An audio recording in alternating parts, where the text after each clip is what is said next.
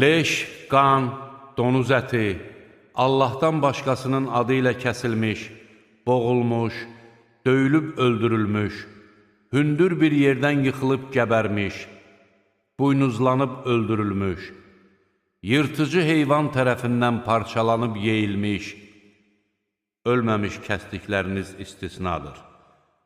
Dik qoyulmuş daşlar üzərində kəsilmiş heyvanlar və fal oxları ilə qismət axtarmağınız sizə haram edildi. Bunlar günahdır. Bugün kafirlər sizi dininizdən döndərməkdən əllərini üzdülər. Onlardan qorxmayın, məndən qorxun. Bugün dininizi sizin üçün kamil etdim.